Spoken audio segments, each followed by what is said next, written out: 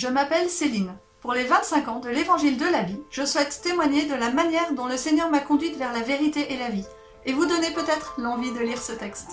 Je m'appelle Gaëtan. Aujourd'hui, je prête ma voix à Jean-Paul II en lisant des extraits de l'Évangile de la vie. En 1995, j'ai 14 ans. Je rêve de me marier, d'avoir des enfants et d'être sage-femme. Cette année-là, l'Évangile de la vie est publié. Je n'en entends pas du tout parler.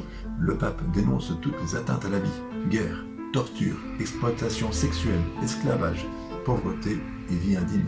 J'imagine que l'opinion publique comprend bien ça.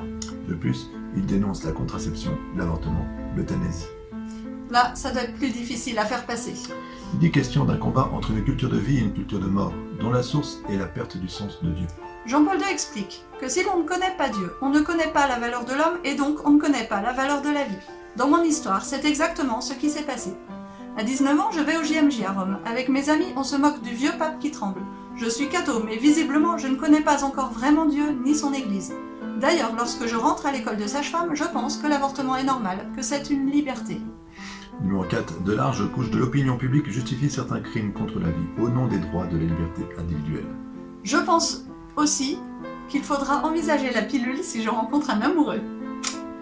Numéro 13. La contraception et l'avortement sont très souvent étroitement liés, comme des fruits d'une même plante. À 20 ans, je reçois un cadeau inestimable. Le Seigneur me fait comprendre qu'il existe et qu'il m'aime. Ma vie intérieure change radicalement. Peu après, je rencontre mon futur époux. Dès le début, il veut respecter mon corps et me parle de méthodes naturelles. Son attitude est si belle que j'adhère. Ma quête spirituelle se poursuit. J'apprends à prier devant le Saint-Sacrement. Un jour, dans la prière, mystérieusement, le Seigneur me donne cette évidence. L'avortement est un drame et un grand mal. Numéro 2. L'Église sait que cet évangile de la vie trouve un écho profond dans le cœur de chaque personne. Tout homme peut, avec la lumière de la raison et sans oublier le travail secret de la grâce, arriver à reconnaître la valeur sacrée de la vie humaine. 2 stages de sage-femme vont me marquer négativement. En gynécologie, dans le même bloc opératoire, de 8h à 10h, il y a des avortements et de 10h à midi, il y a les implantations d'embryons fécondés in vitro. Mais quelle incohérence! L'autre stage, au diagnostic prénatal, j'assiste à 2 propositions de réduction embryonnaire. Dans un cas, la patiente attend des triplés, elle a peur que cela fasse trop et en même temps sa conscience lui dit qu'elle est déjà mère. Comment choisir un de ses enfants pour le supprimer? Le médecin est très à l'écoute, la patiente finira par garder ses bébés. Le deuxième cas, ce sont des jumeaux qui sont attendus avec joie, mais l'un d'eux profite de la nourriture maternelle au détriment de son frère. Cela peut être dangereux pour les 2 bébés. Les parents ne peuvent se résoudre à en supprimer un au risque de perdre les 2.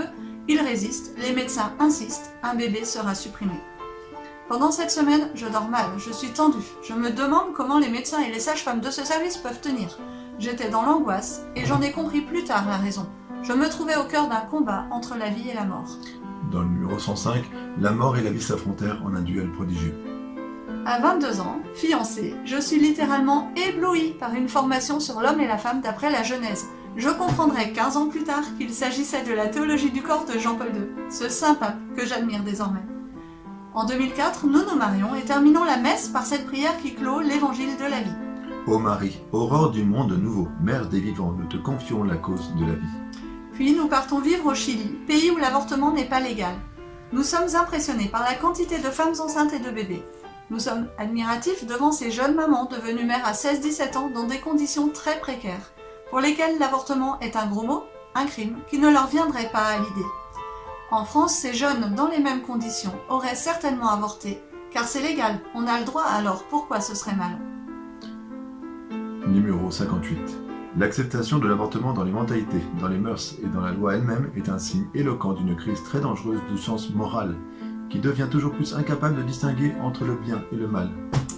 À la naissance de notre premier enfant, je prends conscience que le corps est sacré et que notre enfant nous est donné, elle nous vient de Dieu. Numéro 52. La vie est confiée à l'homme comme un trésor.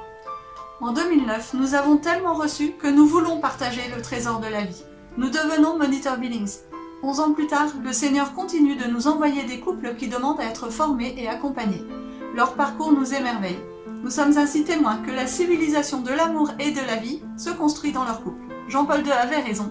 Nous sommes tous faits pour la vie.